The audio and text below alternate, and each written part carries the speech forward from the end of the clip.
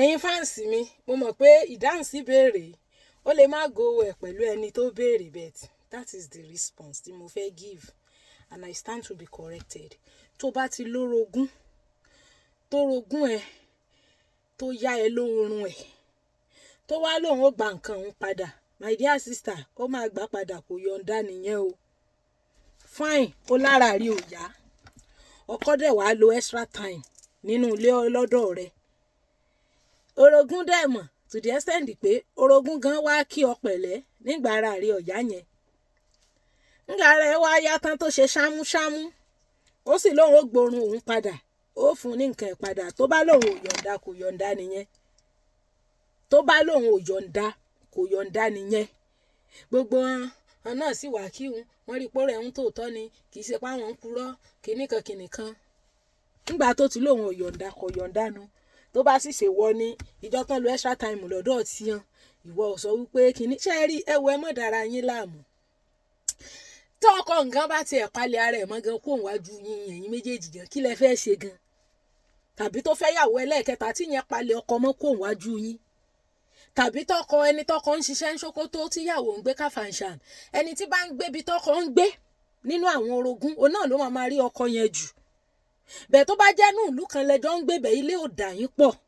tó bá wálé lọ́hùn lónìí ní ọ̀sẹ̀ yìí yóò wálé bí lọ́sẹ̀ tí ń bọ̀ ẹ ti mọ̀ pé week by week ló ń pín oorun fún yín ọ̀sẹ̀ tó yẹ kó wà lọ́dọ̀ ẹ tó lọ wà lọ́dọ̀ orogún tó dẹ̀ ti pè kí ṣe yí pé bóyá ẹ fi fogorogún ọ̀ngún lágídí ẹ ti pè ẹ ti sọ fún un pé ó rẹ̀ ìyá yìí ni o kò dẹ̀ lè dá dúró o mo ní láti dúró tí o tó dẹ̀ ní ò sí yọnu kò sọ fún pé òun ò ní gbórun òun padà náà ṣé ìgbà tó ní kò sí pírọ́blẹ́mù kan dúró tó náà tún wá kí ọ pẹ̀lẹ́ pé ńlẹ́ owó ọmọ faralẹ̀ o ṣé ó sọ fún ọ ńgbà náà pé oorun tí wọ́n gbé fún ọ yìí òun ò ní gbà mọ́ so ìwé nídìí pé ìyẹn òun ṣe pírọ́blẹ́mù bàbàrà tọkọ kan bá tẹ́ráfù tẹ́ẹ̀sì tí ó tẹ́ ẹ̀rọ kan fọ́dún kan sẹ́ẹ̀ nílò ilé ayé ẹ̀ nílò sẹ̀mí so if the ọkọ is willing to go there spend extra time let him spend the extra time he spent with you to pay back to make it up to the orogún sórí jẹ́ǹjẹ́ ọ̀tán sórí most obìnrin wọ́n prefer àkọ́kọ́ ó kú káwọn ó jẹ́ opó ju kọ́kọ́ ó fẹ́yàwó láwọn lọ tẹ bá kó ẹgbẹgbẹ̀rún obìnrin jọ tẹ bá ní nínú kọ́kọ́ kú tàbí kọ́kọ́ fẹ́yàwó lé wọn á ní kó kú they don't want to share ẹlòmíì ìdẹ́lélẹ́ yìí gan my dear sister ó prefer àkóso ọkọ di ẹbí rùn bóyá ẹ fọ́jú àbí ẹrọ àbí kó ṣáà wà lójú kan ju pé kó ṣíà ẹ lọ ẹlòmíì àbáṣe ọkọ jẹ́ àdáṣe ọkọ rú ni nígbà tá a sì máa ń lọ sí prison outreach àbá woman kan pàdé ńbẹ̀ ẹ̀wọ̀n gbére náà dá fún ẹ̀wọ̀n gbére ló gbé débẹ̀ yẹn so ọkọ sọ fún un pé òun fẹ́ fẹ́ yàwó ni ó sì pa ọkọ mọ́júmọ́ ó sì pe àwọn ọ̀rẹ́ ọkọ pé òun ti pa ọ̀rẹ́ wọn kán lọ kọ́lọ́pàá wá ó sì jókòó ti òkú ẹ̀ nínú sitting room wọn títí táwọn ọlọ́pàá fi dé ó sì náwó méjèèjì sí wọn báyìí wọ́n sì fa handcuff sí lọ́wọ́ wọ́n mú un lọ wọ́n sì ṣèdájọ́ òkú gbére fún un full stop. So the father ó fẹ́ ìyálé ò ní capacity lórí pé kò tẹ̀ sẹ́ni tó ní capacity lórí wípé wọ́n bá fẹ́ yàwó kò sí ní tó ṣe bó rojọ́ ọkùnrin ló ní polygyny gbogbo gbọ́dọ̀ gẹ́ẹ̀tì consent tó ọkùnrin tí bá ń wá consent ìyálé kò ní fẹ́ yàwó tí Jésù ó fi dé ṣé wọ́n lè gbà ṣé mi lè gífù consent tí n bá ní ó yá ẹ lọ fẹ́ yàwó tíyàwó yẹn bá dé tó bá ń hùwà burúkú ó mọ níwọ náà ló ní ń fẹ́ so ìyàwó fífẹ́ ọwọ́ ọkùnrin ló wà kò sí lọ́wọ́ obìnrin nígbà tó dẹ̀ ti fẹ́ yín tẹ́ẹ̀dẹ̀ ti jọ wà tó wá ní bó bá dẹ̀ jẹ́wọ́ ni ìwọ ò ní gbà padà kò sí pé kí wá láǹfààní ọ̀rẹ́ kò sọ̀rẹ́ kankan láàrin orogún gbogbo èyí tí wọ́n ń feel bad tó ń feel cheated pé àhásán ti ẹ̀gbọ́rún wọn padà yóò gbà padà kì í kúkú ṣe pọ́kọ́ ń bọ̀ sùn ní gbogbo ìgbà yẹn ṣé wọ́n tára rí ọ̀yà tó lórí iná roko ń gbò tí ní òun ò bún ẹ òun máa gba oorun òun padà jẹ́ kọ́kọ́ lọ san fún un padà kó mọ̀ di wàhálà tán bá tà ẹ̀ fún blogger tán bá ń drag ẹ sẹ́mi ẹgbẹ́ dragging tán bá bẹ̀rẹ̀ sí ń tà ẹ kiri my dear sister tó bá lóun ò yọ̀ǹda sọ fọ́kọ kó lọ resume sọ́dọ̀ ẹ̀ tó bá jọ́sẹ̀ kan ló yóò lò 2 weeks kó lè so that the extra week is spent in your own place simple ṣé dandan ló kó ni ẹ̀wọ̀n tẹ́ bá tẹ́jọ wà nínú ilé tẹ́jọ ń sùn tẹ́jọ ń jí tẹ́jọ ń ríra yín lání tẹ́ẹ̀dẹ̀ ti jẹ́yàwó àtọkọ ẹ dóra yín dáadáa ẹ̀yin tẹ́ẹ̀ bá sí ilé ẹ ní sùúrù fọlọ́run bẹ́ẹ̀ bá lọ́kọ sẹ́ẹ̀nì ìgbélé ayé ni àbẹ́ni tọ́kọ ẹ̀ travel ọdún kan oṣù mẹ́fà ọdún méjì ṣé kò ní dúró tọ́kọ ó fi dé ni jẹ́ òun bàbàrà. So if she says she will collect orun òun back wọ́n máa ń gbórun padà o fẹ́ẹ̀ tó ń béèrè yẹn ṣé wọ́n máa ń gbórun padà wọ́n máa lọ béèrè wọ́n máa ń gbà padà tó bá lòun ò yọ̀ǹda kò yọ̀ǹda nìyẹn fẹ̀ẹ̀kàn tẹ́lẹ̀ bí kò sùn kó má jí mọ́ ni kò sẹ́nì kankan tó fẹ́ jẹ́ ìyáálé of anybody. tàtó kọ́ sì ti ọkùnrin míì ṣe ìyàwó kejì ìní solution ọkùnrin míì bẹ́ẹ̀ ni bàbá Ọdẹ́yàlé at the age of 80 tán lé jáde nínú ilé pẹ̀lú kátẹ́tà lábẹ́rẹ́ tí ò lè dá tọ̀ mọ́ irú àwọn àìsàn àgbà bẹ́ẹ̀ yẹn kò yẹ káṣírí tiẹ̀ tú síta tó bá níyàwó tó wà sọ̀pọ̀tífù ni lè mọ̀ ẹlòmíín ṣàìsàn àgbà tẹ́ẹ̀sì lè mọ̀ lára ẹ̀ torí oríyàn protect ẹ̀ oríyàn dúró tì í. obìnrin míì wà nínú ilé tó ti lo 25 years 30 years wọ́n ní lóbìnrin bá pẹ́ nílé ọkọ wọn máa ń dàjẹ́ ni sẹ́ni tó ti lo 30 years nílé ọkọ lẹ́fẹ́ lé ibo lẹ́fẹ́ lé lọ àwọn yẹn ti dirún mọ́lẹ̀ wọ́n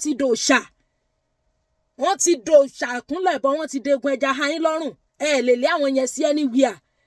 yes so tó bá ń hùwà tí ò dáa kò sí solution fẹ́ yàwó lé wọn náà ni kò sí tẹ́ lé lé wọn bẹ́ẹ̀ divorce ẹ̀ kò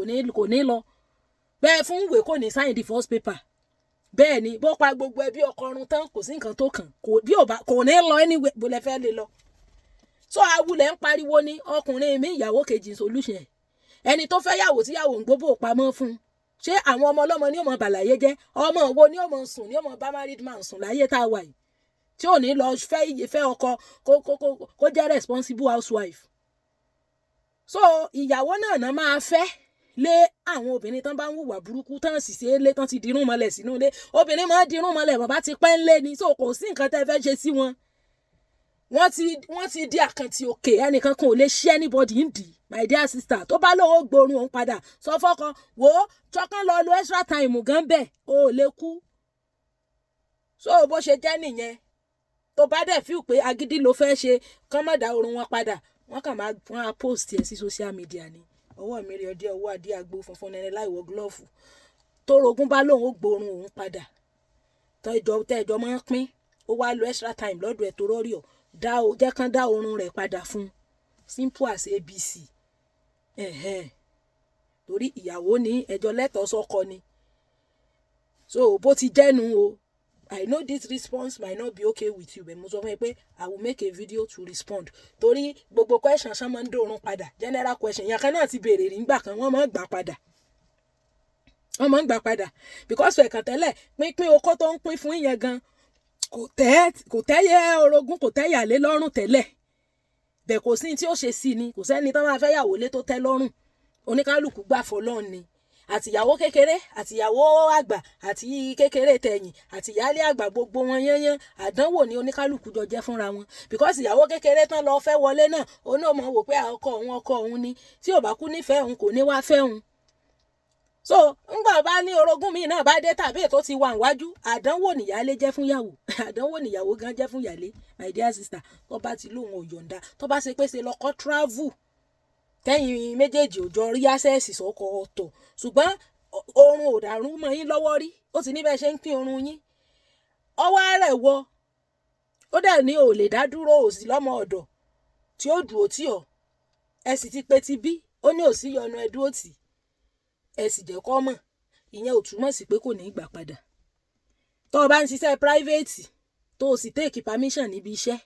pé òun lọ ibì kan fún bí ijọ́ kan àbíjọ́ méjì ìyẹn ò ní kán máa yọjọ́ méjì nínú sálárì ẹ̀ yes gbogbo what's now the essence of taking permission no the fact pé o take permission àwọn ibi iṣẹ́ kan àwọn míì ò san full salary àwọn míì ò sì yọ even though you took permission they will still remove it from your salary wọ́n sì máa yọ yes pé àwọn míì ò wò pé àṣẹ bó gbáàyè kó tó lọ but some people will not say that some people so tó bá ti lóun ó gbóhùn òun padà tó bá jọ́kọ̀ ó lọ sun oorun ẹ̀ fún tó bá gbé ẹ sí ayé wọ́n á dráàgì ẹ bí jẹnẹrétọ̀ ni o ọ̀rọ̀ mi ò lópin ẹ ṣeun.